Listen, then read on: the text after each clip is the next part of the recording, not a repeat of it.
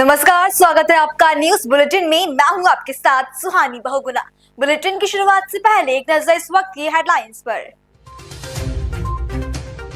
महाकुंभ मेला क्षेत्र में फिर लगी आग। संगम के सेक्टर 18 शंकराचार्य रोड का पंडाल चपेट में। सीएम सिद्धारमैया से जुड़े कथित MUDA स्कैम की CBI जांच की मांग वाली याचिका हाईकोर्ट से खारिज।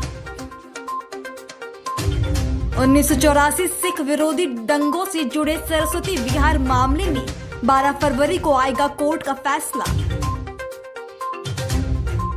RBI की मौद्रिक पॉलिसी में बड़ा ऐलान, 5 साल बाद घटाया गया रेपो रेट।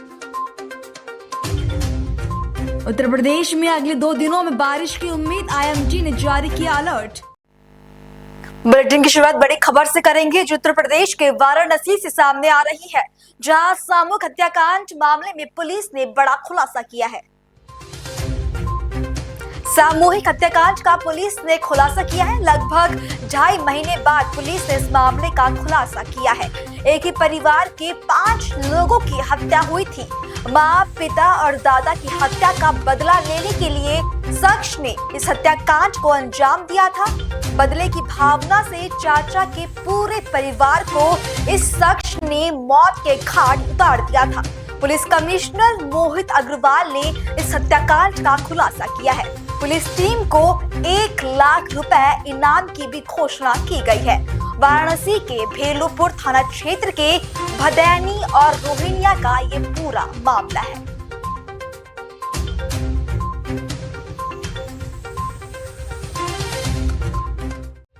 क्या बदला लेना था? क्यों बदला लेना था आप लोगों को? क्या जुर्म था? क्या मतलब चाचा के वो जुर्म के सोच के आप लोगों ने कितने साल पहले प्लानिंग की थी? के साथ दुश्मनी थी। भाई बहन को क्यों मार दिया आपने? ये सब लोग जानना चाह रहे हैं। भाई बहन ने तो कोई गलती नहीं की थी। दुश्मनी थी ना, भाई बहन को क्यों मार दिया? फिर प्रॉपर्टी का पूरा, आप तो पढ़े लिखे थे तो आपने ऐसा क्यों किया? क्या सिर्फ रंजिश थी चाचा पिताजी की के जो हत्या हुई थी, दादा की हत्या हुई थी? कुछ बोलेंगे? तुम्हारा क्या रोल था भाई? तुम तो आप तो समझदार थे भाई। हाँ, आप तो मना कर सकते थे विक्की को। क्या कोई वजह रही होगी? कितने दिन से प्लान बना रहे थे? कुछ बोलेंगे? आप बोलना चाहते हैं? पश्चाताप है? पश्चाताप है कि नहीं? चलिए कुछ ठीक। तो सामूहिक हत्याकांड में क्या कुछ खुलासा? देखिए, ये चार गोटे 5 नवंबर 2024 की रात्रि में भेलपुर थाना क्षेत्र के अंतर्गत 5 व्यक्तियों की सामूहिक हत्या हुई थी, जिसमें पति पत्नी और उनके 3 बच्चे, इनकी हत्या की गई थी। इसी से संबंधित अभियुक्त को आज गिरफ्तार किया गया है। जो अभियुक्त है उसका नाम विशाल गुप्ता उर्फ विक्की है, और उसका भाई जो उसमें इस हत्याकांड में सहयोगी रहा, उसका नाम प्रशांत उर्फ जुगनू, उसको भी गिरफ्तार किया गया है। पूछताछ के दौरान ये सामने आया है कि जो अभियुक्त विक्की के माता पिता की हत्या आज से करीब 25 वर्ष पूर्व 1997 में इसके चाचा ने की थी, और उसके दादा की भी हत्या कर दी थी, और सारी प्रॉपर्टी को उसने हड़प लिया था। इसके बाद ये बच्चे अनाथ हो गए थे, और इन बच्चों को इसका चाचा फिजिकली और मेंटली हैरेस करता था, उनको मारता पीटता था, कमरों में अक्सर कई दिन के लिए बंद कर देता था। इसीलिए इन चीज़ों से क्षुब्ध होकर के इन लोगों ने लगभग 2 वर्ष पूर्व इसके मर्डर करने की और इसके परिवार का मर्डर करने के लिए की योजना बनाई थी। मुख्य रूप से ये अपने माता पिता की हत्या का बदला लेना चाहते थे। इसके लिए इन्होंने बिहार से जाकर के 2 पिस्टल खरीदी। उसके बाद इन 5 लोगों की हत्या कर दी। हत्या करने के उपरांत ये व्यक्ति अलग अलग शहरों में, मुंबई, कलकत्ता, पटना में जगह जगह पर ये रहता रहा। इस दौरान इसने कभी भी मोबाइल फ़ोन का यूज नहीं किया। ये केवल ईमेल के माध्यम से अपने भाई के संपर्क में था। पुलिस इसके लगातार इसको पकड़ने का प्रयास कर रही थी। आज जब ये अपने भाई से पैसा लेने के लिए बनारस आया, तो पुलिस को इसकी सूचना प्राप्त हुई और पुलिस ने इसको गिरफ्तार कर लिया। अगली खबर उत्तर प्रदेश के बरेली से, जहां बरेली जोन की विजिलेंस टीम ने बड़ी कार्रवाई की है। मुरादाबाद मंडल के औषधि विभाग के सहायक आयुक्त की गिरफ्तारी की गई है। 15,000 रुपए की रिश्वत लेते हुए रंगे हाथों यह अधिकारी पकड़ा गया। बरेली जोन की टीम ने रिश्वत लेते रंगे हाथों अधिकारी को गिरफ्तार किया है। संभल के रहने वाले व्यक्ति से अधिकारी ने पैसे मांगे थे। मेडिकल खोलने की अनुमति देने के नाम पर ये रुपए अधिकारी ने ऐंठे थे। मुरादाबाद के सिविल लाइन थाना क्षेत्र में स्थिति की ये पूरी घटना है।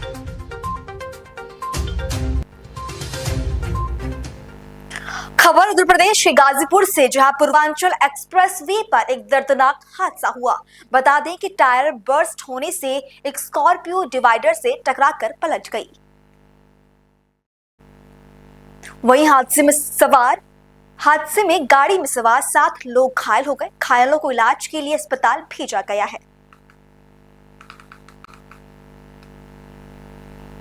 उत्तर प्रदेश के अलीगढ़ जिले के थाना पिसावा क्षेत्र के गांव शाहपुर में गुरुवार सुबह एक महिला की लाश खेतों में पाई गई।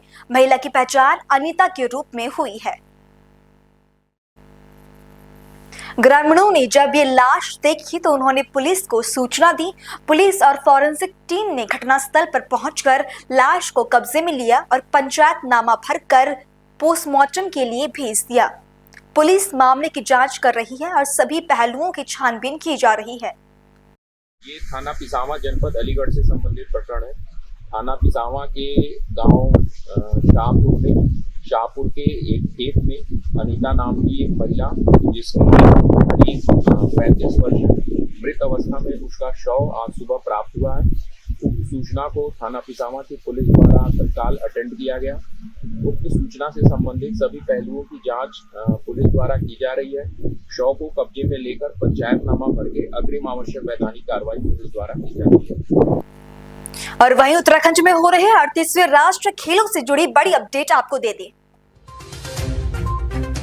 मेघालय के विकास और एमपी की करिश्मा ने कैनो एक्सट्रीम सलेलम में बाजी मारी। उत्तराखंड के अमित थापा दूसरे स्थान पर रहे हैं।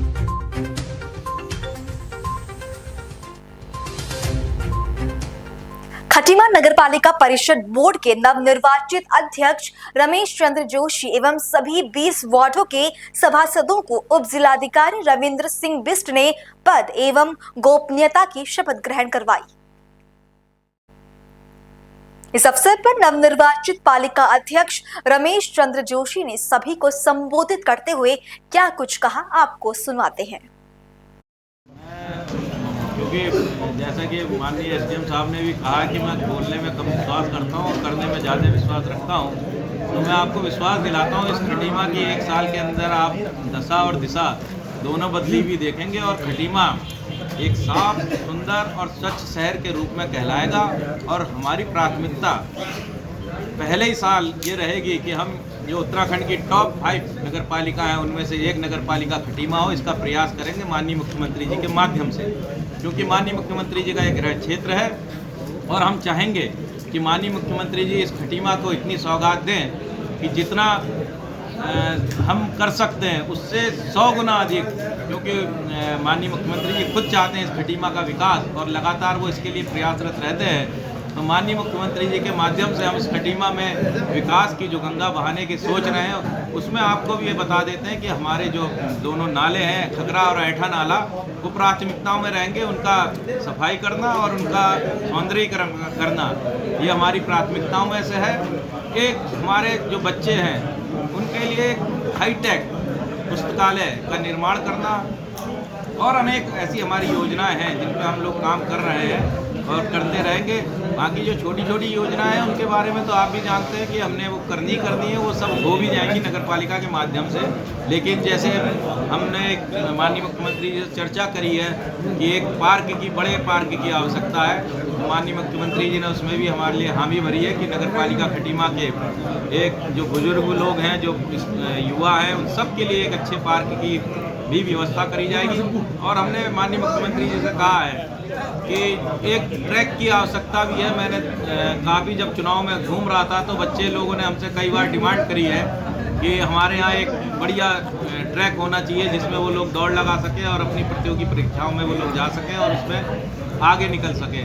तो हमने भी माननीय मुख्यमंत्री से इस बारे में चर्चा करी और माननीय मुख्यमंत्री जी का ये पहले से ही प्लान है और वो इस पर भी विचार किया है और यथाशीघ्र तकरीबन 400 मीटर का ट्रैक है, कहीं भी हम लोग उसको करके बनवाएंगे माननीय मुख्यमंत्री जी के माध्यम से, क्योंकि माननीय मुख्यमंत्री जी इस खटीमा के विकास के लिए अनवरत रूप से प्रयासरत रहते हैं और उनका ये प्रयास का फायदा नगर पालिका खटीमा उठाएगी। स्थानीय प्रशासन का भी सहयोग हम लेंगे और हमारा जो पालिका बोर्ड है उसका भी हम सहयोग लेंगे, हमने सभासद महोदय का भी हम लोग सहयोग लेंगे और स्थानीय जनता का भी सहयोग से हम इस खटीमा की आपसे जैसे मैंने पहले ही कहा दिशा दशा बदल देंगे और खटीमा को बहुत ऊंची ऊंचाइयों पे ले जाने का हम लोग प्रयास करेंगे पूरे बोर्ड बैठक के माध्यम से, बोर्ड के माध्यम से। और समस्याएं तो बहुत हैं इस खटीमा में, क्योंकि मैं जब चुनाव में घूम रहा था तो मैंने देखा कि खटीमा में अभी आधे से ज़्यादा जगह पे हमारे जो अप्रोच रोड है वो नहीं है। तो हमारा प्रयास रहेगा कि हर एक गली मोहल्ला सड़क नाली जो भी हैं जितनी भी हैं हम उनको बनवाएं और यथाशीघ्र बनवाएं और इसी परिप्रेक्ष्य में जितना भी हो सकता है माननीय मुख्यमंत्री जी से हम सहयोग भी लेंगे और उनका सहयोग खटीमा को हमेशा मिलता रहा है। आपने अभी अभी देखा होगा विगत कुछ दिन पूर्व भी हमने माननीय मुख्यमंत्री जी से एक आवेदन किया था, निवेदन किया था कि जो खटीमा मझोला मार्ग है उसका गड्ढे हो गए थे, तो माननीय मुख्यमंत्री ने तत्काल उसमें हमारे को आश्वस्त किया था कि 1 महीने के अंदर इसमें कार्य चालू होगा। तो आप अभी अगर देखेंगे तो कल या परसों से उसमें उसका पेचिंग का काम बढ़िया तरीके से होने वाला है और 1 हफ्ते के अंदर आपको फिर से खटीमा में जो वो सड़क है चलने लायक होगी और बहुत बेहतरीन सड़क बनने वाली है।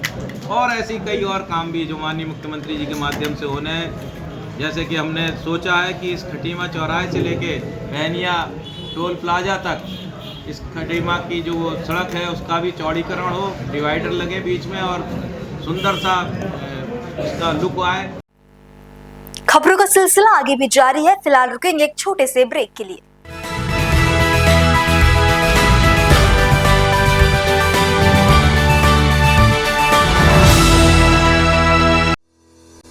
रोजगार डेवलपर्स, a unit of रोजगार डेवलपर्स एंड प्राइवेट लिमिटेड। घर वहीं जहां हो आपका भरोसा। पिछले 15 सालों से आपके सपनों का घर हमारी प्रतिबद्धता। रोजगार डेवलपर्स का पता है शिमला बाईपास रोड, गणेशपुर, देहरादून। रोजगार डेवलपर्स से संपर्क करने के लिए अभी डायल कीजिए 9897054026 पर या 8433207910 पर।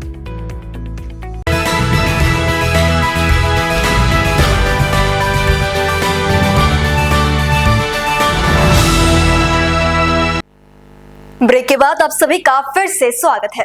खबर कर्नाटक के हुबली से, जहां उत्तर कर्नाटक के ज्वलंत मुद्दों में से एक महादायी नदी उत्तर कर्नाटक के लोगों की जीवन रेखा है।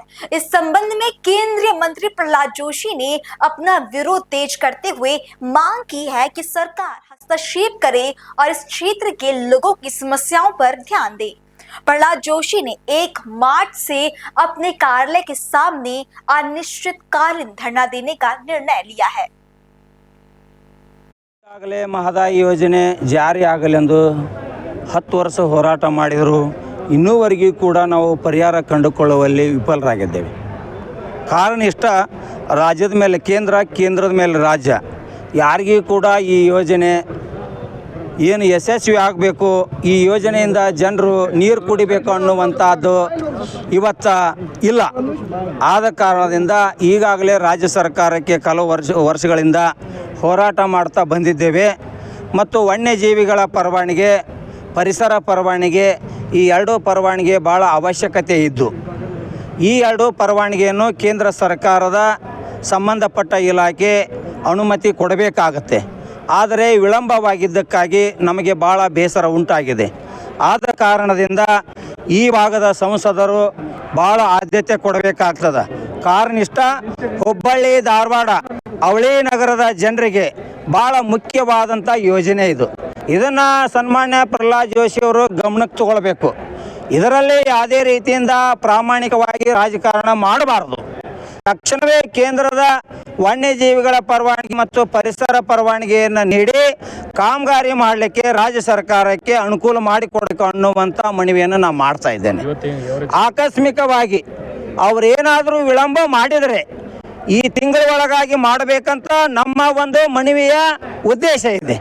ಅವರು ವಿಳಂಬ ಮಾಡಿದರೆ ನಾವು ಬರುವಂಥ ಫೆಬ್ರವರಿ ಮುಗಿದ ನಂತರ 3ನೇ ತಿಂಗಳಲ್ಲಿ 1ನೇ ತಾರೀಕಿಂದ ಇಲ್ಲಿ ನಿರಂತರವಾಗಿ ಧರಣಿ ಮಾಡ್ತೀವಿ ಅನ್ನುವಂಥದ್ದು ಮನವಿಯಲ್ಲಿ ಸ್ಪಷ್ಟತೆಯನ್ನು ಕೊಟ್ಟಿದ್ದೇವೆ. ಇವತ್ತು ನಾವು 3,000 ಮಠದಿಂದ ರೈತರೆಲ್ಲರೂ ಸೇರಿಕೊಂಡು ಮಹದಾಯಿ ಯೋಜನೆ ಬಗ್ಗೆ ಚರ್ಚೆ ಮಾಡಿ ನಾವು ಪಾದಯಾತ್ರೆ ಮೂಲಕ ಇವತ್ತು ಸಂಸದರ ಏನೋ ಒಂದು ಆಫೀಸಿಗೆ ಬಂದು ನಾವು ಮನವಿಯನ್ನು ಕೊಟ್ಟಿದ್ದೇವೆ. ನಾವು ನರಗುಂದಿಂದ ಬಂದು ಇಲ್ಲಿ ಮಠದೊಳಗೆ ಕೂತ್ಕೊಂಡು ಎಲ್ಲ ಜನರು ಕೂಡಿದ ನಂತರ ಅಲ್ಲಿ ಮೆರವಣಿಗೆ ಮುಖಾಂತರ ಇಲ್ಲಿಗೆ ಬಂದೇವಿ. ಪ್ರಹ್ಲಾದ್ ಜೋಶಿ ಅವರ ಆಫೀಸಿಗೆ ಬಂದೇವಿ. ಆದರೆ ನಮ್ಮದೊಂದು ಉದ್ದೇಶ ಏನೊಂದು 2016ರಿಂದ ನಾವು ಏನೇ ಪ್ರಯತ್ನ ಮಾಡಿದ್ರು ಯಾವ ಪ್ರಯತ್ನ ಸಫಲ ಆಗಿಲ್ಲ. ಯಾಕಾಗಿಲ್ಲ ಅಂದ್ರೆ ರಾಜಕಾರಣಿಗಳು ಅವ್ರ ಮೇಲೆ ಇವ್ರ ಮೇಲೆ ಹಾಕ್ಕೊಂತ ಬಂದು ಏನೂ ಒಂದು ಇಚ್ಛಾಶಕ್ತಿ ತೋರಿಸ್ತಾ ಇಲ್ಲ. ಚುನಾವಣೆ ಬಂದಾಗ ಮಾತ್ರ ಅಗದಿ ಮಂತ್ರಿಸ್ತಾರೆ ಅಂತಂದ್ರೆ ನಿಮ್ಮದು ಮಾಡ್ತೇವೆ ಆಕತಿ ಕೆಲಸ ಆಕತಿ ಅಂತ ಹೇಳಿ. ಏನು ನಮಗೆ ನೀರು ಬೇಕ್ರಿ, ನಾವು ರೈತರ ಮಕ್ಕಳು. ಖರೆ ಹೇಳ್ಬೇಕಂದ್ರೆ ನಾವು ನೀರಿನ ಕೊರತೆ ಏಟೈತೆ ಅನ್ನೋದು ಅದು ಅದನ್ನು ಯಾವ ಊಟ ಮಾಡ್ತಾನೆ ಅವನಿಗೆ ಗೊತ್ತಾಗೈತಿ, ಉಳಿದವ್ರಿಗೆ ಗೊತ್ತಾಗೋದಿಲ್ಲ. ಬರೀ ಬಾಯಿ ಮಾತಲ್ಲಿ ಹೇಳುವಂಥ ಮಾತು ಅಲ್ಲ. ನಾವು ಒಕ್ಕಲಿಗರ ಮಕ್ಕಳು. ಇದೇ ಹೋರಾಟ ಸಮಿತಿ ಒಳಗೆ 10-11 ಮಂದಿ ಸತ್ತರು, ಈ ಪ್ರಾಣ ಕೊಟ್ಟರು. ಇವತ್ತಿಗೂ ನಾವು ಹೋರಾಟ ನಿಲ್ಲಿಸಿಲ್ಲ. ನಮ್ಮದು ಈಗ ನೀರು ಸಿರ್ಬೇಕು ಹೋರಾಟ. ಇನ್ನು ಕೊನೆ ಹೋರಾಟ ಇಲ್ಲೇ ಇದು ಆಫೀಸ್ ಮುಂದೆ ನಮ್ಮ ಕೊನೆ ಹೋರಾಟ. ನನ್ನ ಹೆಸರು ವೀರಬಸಪ್ಪ ಅವಗಾರ, ನರಗುಂದ ತಾಲೂಕಾ ರೈತ ಸೇನಾ ಸಂಘದ ಅಧ್ಯಕ್ಷ. अगली खबर का रुख करेंगे। शंकराचार्य अविमुक्तेश्वर आनंद महाराज अपने बयानों को लेकर लगातार सुर्खियों में बने हुए हैं। अब उनके विवादित बयानों का विरोध धर्माचार्य भी करने लगे हैं। डॉक्टर प्रेमासाई महाराज ने अविमुक्तेश्वर आनंद पर कड़ा हमला बोलते हुए कहा कि वो शंकराचार्य नहीं है और अनागरिक बातें कर रही हैं। डॉक्टर प्रेमासाई महाराज ने छत्तीसगढ़ सरकार से मांग की कि अविमुक्तेश्वर आनंद महाराज के राज्य में प्रवेश पर प्रतिबंध लगाए जाए। आगे उन्होंने क्या कहा, सुनिए। बोलना पड़ रहा है। स्वामी मुक्तेश्वरानंद जी जो है वो हमेशा विवादित बयान देते रहते हैं। मेरा ये कहना है कि विरोध की भूमिका निभाने के बजाय सहयोग की भूमिका भी निभा सकते थे। आज जैसे कुंभ आयोजन के ऊपर जो वो कमियां निकाल रहे हैं, उस विषय में मैं ये कहूंगा कि अगर आपको कमियां अगर दिख रही थी तो आप समय रहते प्रशासन को मार्गदर्शन दे सकते थे। शंकराचार्य अगर आप खुद को बोल रहे हैं, मैं तो नहीं मानता हूँ, क्योंकि उनका कार्य ऐसा नहीं है और कोर्ट में जो है मामला भी लंबित है। जब तक कोर्ट का आदेश नहीं हो जाता, क्लियर नहीं हो जाता, तब तक वो शंकराचार्य नहीं है, स्वयं घोषित है। और अगर वो खुद को मानते भी है तो समय रहते प्रशासन का मार्गदर्शन कर सकते थे और योगी जी से मिलकर उनका भी मार्गदर्शन कर सकते थे। लेकिन उन्होंने मार्गदर्शन नहीं किया क्योंकि व्यवस्था जो है सही चल रही थी। अब देखिए, जहाँ पे 10 करोड़ सनातनी है, इतनी भीड़ है, वहां पर अगर एक घटना घटित हो जाती है तो उसके लिए जिम्मेदार कौन? 10 करोड़ जनसंख्या में वहां भीड़ थी और जो भीड़ है वो आपाक होती है, पुलिस के बैरिकेड तोड़ती है और आगे बढ़ती है। तो इसमें प्रशासन कहां से जिम्मेदार हुआ या योगी जी कहां से जिम्मेदार हुए?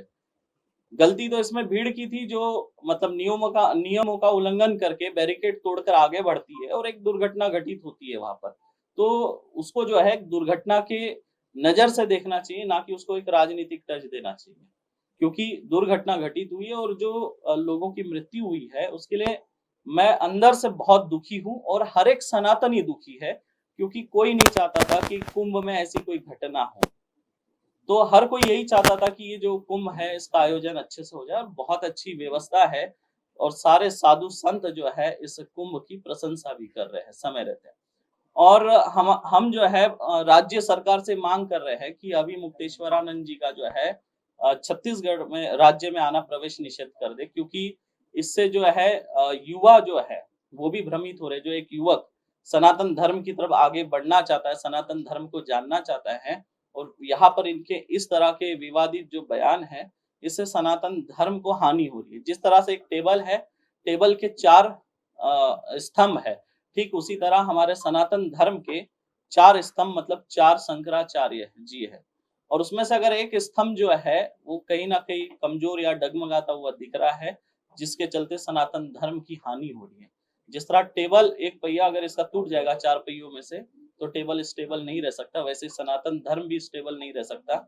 मैं तो यही कहूंगा स्वामी मुक्तेश्वरानंद जी से कि आप जो है अतिक्रमण करके बैठे हुए हैं इस शंकराचार्य पद पर, और आप इस पद को छोड़ दे तो यही अच्छा होगा, क्योंकि आपके जगह कोई एक दूसरा योद्धा जो धर्म के लिए लड़े, ऐसा योद्धा आए और उस पद पर विराजमान हो। हमारी यही काम। और बड़ी खबर उत्तराखंड के उत्तरकाशी से सामने आ रही है, जहां समाज कल्याण अधिकारी रिश्वत लेते हुए पकड़ा गया है।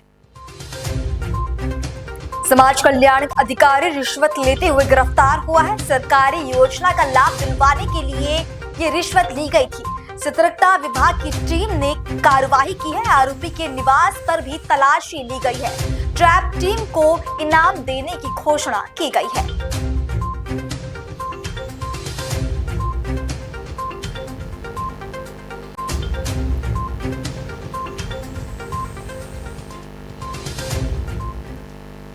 समान नागरिक संहिता लागू करने वाला उत्तराखंड देश का पहला राज्य बना है। सारे देश ने उत्तराखंड को इसके लिए बधाई का पात्र भी बताया है। साथ ही साथ उत्तराखंड में मूल निवास या स्थायी निवास प्रमाण पत्र की चर्चा भी चरम पर रहती है। राजनीतिक पार्टियां हो या यहाँ के मूल निवासी, सभी के लिए मूल निवास का मुद्दा बहस का विषय रहता है। लेकिन इन दोनों में मतलब कि यूसीसी के लिए होने वाले पंजीकरण और मूल निवास में कोई सरोकार नहीं है, ऐसा कहना है यूसीसी का ड्राफ्ट बनाने वाली विशेषज्ञ समिति की सदस्य और दून विश्वविद्यालय की वीसी प्रोफेसर सुरेखा डंगवाल का। यूसीसी का सरोकार शादी, तलाक, लिव इन, वसीहत जैसी सेवाओं से है। इसे स्थायी निवास या मूल निवास से जोड़ना किसी भी रूप में संभव नहीं है। इसके अलावा यूसीसी पंजीकरण से कोई अतिरिक्त लाभ नहीं मिलने हैं। उत्तराखंड में न्यूनतम 1 साल से रहने वाले सभी लोगों को इसके दायरे में लाने का मकसद यहाँ की डेमोग्राफिक संरक्षित करना, साथ ही सरकार के डेटाबेस को ज्यादा समृद्ध बनाना है। उत्तराखंड में बड़ी संख्या में दूसरे राज्यों के लोग भी रहते हैं। ये लोग उत्तराखंड में सरकारी योजनाओं का लाभ ले रहे हैं। ऐसे लोग अब पंजीकरण कराने पर ही सरकारी योजनाओं का लाभ उठा पाएंगे। उत्तराखंड में समान नागरिक संहिता लागू होने के बाद से संहिता के तहत हर तरह के पंजीकरण हो रहे हैं।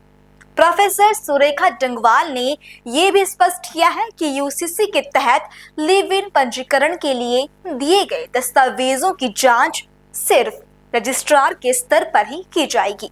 इसमें किसी और एजेंसी की भूमिका नहीं होगी। इस तरह के आवेदन में उच्च स्तर की गोपनीयता बनाए रखी जाएगी और चूंकि लिव इन से पैदा बच्चों को भी जैविक संतान की तरह पूरे अधिकार दिए गए हैं, इस तरह लिव इन के पंजीकरण से विवाह नामक संस्था भी मजबूत होगी।